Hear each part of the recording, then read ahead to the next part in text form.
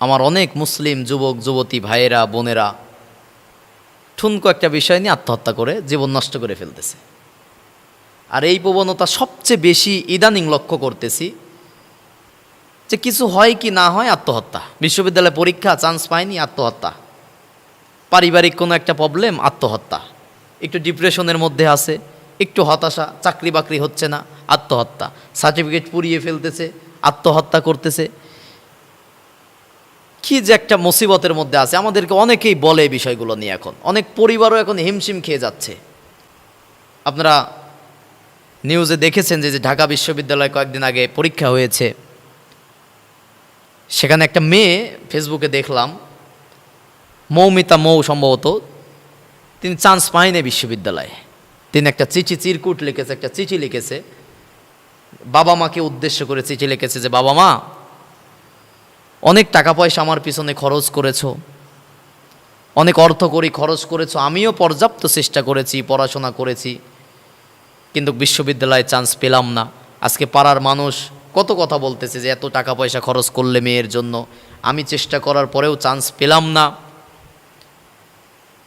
এখন আমি এই সমস্ত কথাগুলো সহ্য করতে পারতেছি না, তোমাদের অনেক অর্থ নষ্ট করেছি, আমি এখন চাচ্ছি আত্মহত্যা করতে।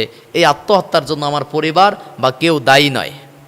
এই চিঠি লিখে আবার লাস্টের দিকে লিখে নিয়েছে, যখন তোমরা চিঠিটা পড়বে বা চিঠিটা পাবে তখন আমি ফ্যানের সাথে ঝুলতেছি। জীবন মনে হচ্ছে যে ছেলে খেলা, জীবন মনে হচ্ছে যে একটা সহজ জীবন, আল্লাহর দেওয়া একটা আমানত, এটা আল্লাহর গাইডলাইন, আল্লাহর রুটিনের মধ্যেই রাখতে হবে। এটা অধিকাংশ যুবক যুবতীদেরকে বোঝাতে পারে না। ডিপ্রেশন, হতাশা, এটার আপনি ইংরেজি অভিধান দেখবেন যেটাকে লেখা আছে অবসাদ, যে জীবনের কোনো স্বাদ নাই। আর হতাশা, ডিপ্রেশন এটা আসে শয়তানের পক্ষ থেকে। শয়তান ঈমান যখন দুর্বল হয়ে যায়, আর ডিপ্রেশন যেটা আল্লাহর নিয়ামত থেকে, আল্লাহর রহমত থেকে দূরে যাওয়া, আল্লাহর প্রতি কৃতজ্ঞ কম হওয়া, আল্লাহ থেকে দূরে যাওয়ার প্রথম ধাপই হচ্ছে ডিপ্রেশন। আপনার জীবনের হতাশা আছে, আপনার জীবনের সমস্যা আছে, সমস্যা প্রতিটা মানুষের জীবনেই থাকবে, সমস্যা ছাড়া মানুষের জীবন না। রাসূল সাল্লাল্লাহু আলাইহি সাল্লাম সাংসারিকভাবে কি সমস্যায় ছিল? তারা তো ডিপ্রেশন হতাশার মধ্যে ছিল না। রাসূল সাল্লাল্লাহু আলাইহি সাল্লামের পেটে 3 দিন খাবার নাই, কই তারা তো স্ত্রীকে কখনো কাজের জন্যও বের করে দেয় নাই, তারাও তো কখনো হতাশ হয়ে যায় নাই, কি খাবো না খাবো এটা নিয়ে তো তারা পেরেশানি হয় নাই। তো অথচ তো তাদের তো আত্মহত্যা করা আগে দরকার ছিল, যে 3 দিন পর্যন্ত খাবার খায় না। আজকে খাবার আছে, সব কিছু, তো ঠুনকো বিষয় নিয়ে তারা আত্মহত্যা করে ফেলতেছে, ছাদ থেকে লাফ দিচ্ছে, বিষ পান করতেছে।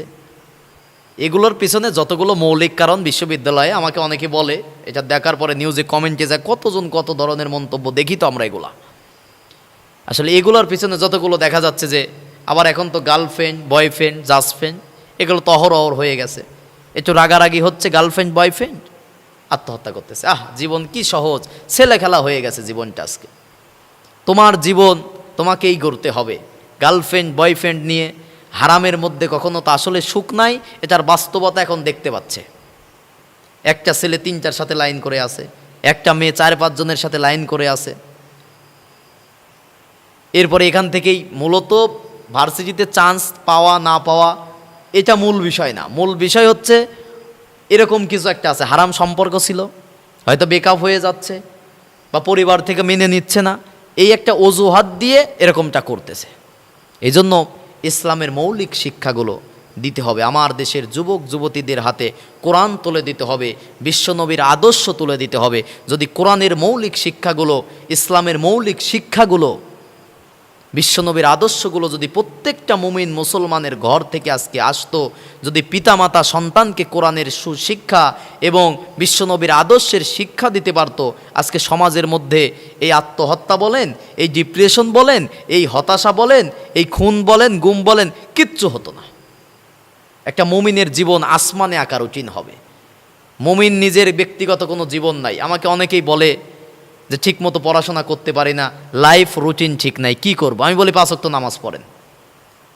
একটা মুমিন মুসলমানের 5 ওয়াক্ত নামাজ, এটা যতগুলো বেনিফিট আছে, যতগুলো লাভ আছে পরকালে জান্নাত, এগুলোর কথা এখন রাখেন। আমার যুবক যুবতীরা বুঝতেই চায় না এগুলো।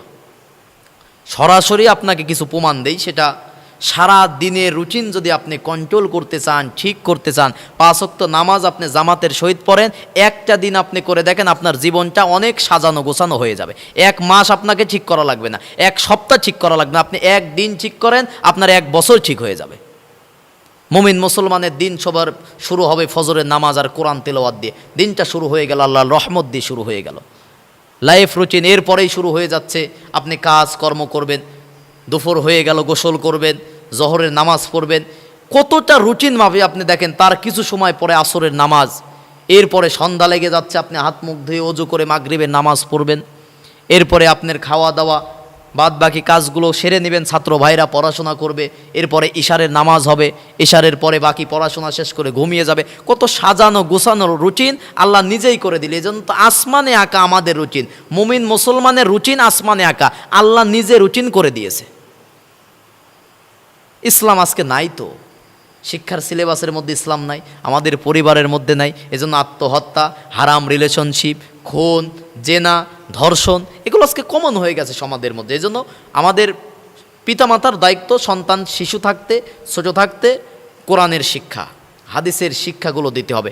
হাফেজ মৌলানা মুফতি বানাতে হবে বিষয় সেটা না, আপনি কোরআনের যে মৌলিক বিষয়গুলো সেগুলো আপনার সন্তানের মেধার মধ্যে ঢুকিয়ে দেন জন্মের পরের থেকে। বিশ্বনবীর বাসায় কিছু কিছু হাদিস আপনার সন্তানকে শিক্ষা দেন। রাসূল সাল্লাল্লাহু আলাইহি সাল্লামের জীবন আদর্শ কেমন ছিল জন্ম থেকে মৃত্যু পর্যন্ত, বিশ্বনবীর জীবনী কিনে দিয়ে সন্তানকে নিজে পড়ান, নিজে বুঝিয়ে দেন যে বিশ্বনবীর জীবনই এরকম ছিল। আপনার সন্তানের জীবনে কোনো হতাশা আসবে না, দুঃখ আসবে না, কোনো ডিপ্রেশন হবে না, ভেঙে পড়বে না সন্তান। কিভাবে দাঁড়িয়ে থাকতে হয়, টিকে থাকতে হয়, মোকাবেলা করতে হয়, এটা আপনি কোরআন আর ইসলাম দিয়ে আপনার সন্তানকে শিক্ষা দিবেন। এজন্য পিতামাতার দায়িত্ব এটা। আর সন্তানেরা, মুসলিম যুবক ভাই এবং বোনেরা, এরা তো আজকে সোশ্যাল মিডিয়াতে, বিশেষ করে আবার সবচেয়ে কষ্ট লাগে অনেককে ছবি নাটকের মতো জীবনযাপন করতে চায়, অথচ তারা একটাবার চিন্তা করে না যে নাটক যারা করতেছে, ছবি যারা করতেছে, তাদের জীবনী খোঁজ নিয়ে দেখেন যে তাদের কোনো সংসারও নাই, তাদের কোনো জীবনই না। চিত্র জগতে যেটা দেখানো হচ্ছে আজকে আমার দেশের যুবক যুবতীরা, বিশেষ করে এই নাটক দিয়েই তো প্রেমের উস্কানি দেওয়া হয়, এখন ধর্ষণের উস্কানি দেওয়া হয়। কিভাবে বাসের মধ্যে ধর্ষণ করতেছে, কি করে আবার পুলিশ ধরে ফেলে, এগুলো থেকে তো আরও রাস্তা পায় যে এইভাবে এটা করলে তো এই সমস্যা হবে। আর তো এগুলো থেকে শিক্ষা দিচ্ছে যৌন সুরসুরিমূলক প্রত্যেকটা ছবিতে, পোশাক থেকে শুরু করে কাজকর্ম, অশ্লীল শব্দ, প্রত্যেকটা এই চিত্র জগৎ থেকে এই ধর্ষণের, আমি তো এখন মনে করি যে ধর্ষণের যতগুলো মাধ্যম আছে বাংলাদেশের সবচেয়ে বড় মাধ্যম হচ্ছে এই চিত্র জগৎ থেকে ধর্ষণের শিক্ষা দেওয়া হচ্ছে। এরপরে তো পোশাকের কোনো বালাই নেই, আজকে সেখান থেকে দিচ্ছে যে এভাবে রিলেশন করতে হয়, পরিবার না মানলে তোমরা পলাও, এই বন্ধুর বাসায় যাচ্ছ। নাটকে তো এইগুলোই তুলে ধরা হয়, এগুলোর প্রথমে আগে উপন্যাস লেখা হয়, সেই উপন্যাস থেকে নাটক তৈরি করা হচ্ছে। এজন্য আমার দেশের যুবক যুবতী ভাইরা, তোমরা একটু চিন্তা করে দেখবা যে নাটক যারা করতেছে অধিকাংশের তো সংসারই নাই, স্বামী কতগুলো আছে এটা তারাও মনে হয় ঠিক মতো বলতে পারবে না। যেগুলো আমরা সোশ্যাল মিডিয়াতে যেগুলো তো ভাইরাল হয় এইগুলোর খবর আমরা জানি, এগুলোর আড়ালে যে কত কি হচ্ছে এটা মানে তারা ছাড়া আর সম্ভব না এগুলা। এজন্য তাদের জীবন থেকে আসলে শিক্ষা নেওয়ার কিছু নাই। এজন্য ইসলামের দিকে ফিরে আসতে হবে, কোরআন থেকে ইসলাম দিয়ে আমাদের জীবন যাপন করতে হবে, বিশ্বনবীর আদর্শ আমাদের জীবনে বাস্তবায়ন করতে হবে। আল্লাহ রাব্বুল আলামিন আমাদের আমল করার তৌফিক দান করুন।